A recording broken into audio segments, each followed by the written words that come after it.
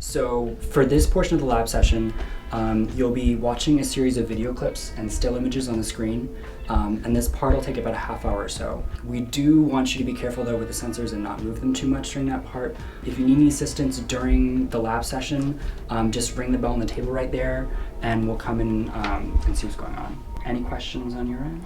No. Tell me about your beautiful healthcare. You dirty thieves! Dirty thieves! The sheriff should be in there. Dirty thieves! Thank you very much. Oh, there's a lot of talk these days about how America is increasingly polarized and just how politics has become a very heated process in this country.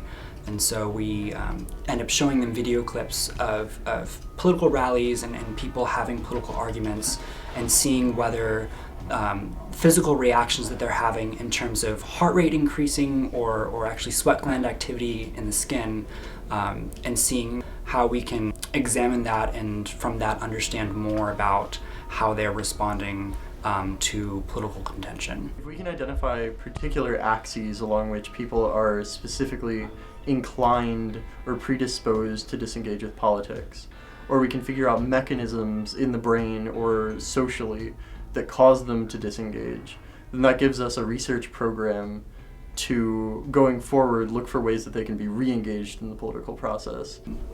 The channel right here in red is the ECG signal coming in that's measuring the electrical activity as the heart is pumping.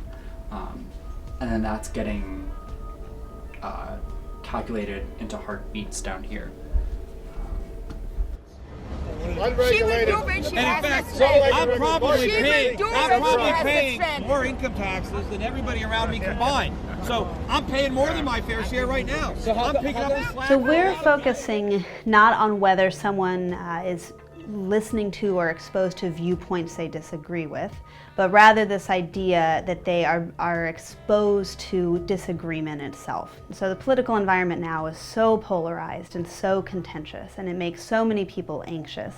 And so the research that I'm doing makes that connection between the idea that people can't avoid these sorts of influences. They can't avoid the fact that they're surrounded by political contention.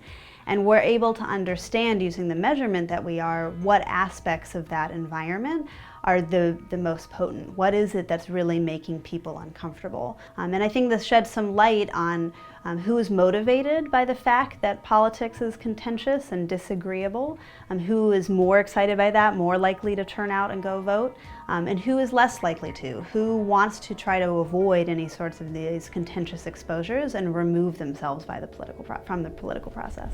After the video, he's substantially higher than before the video.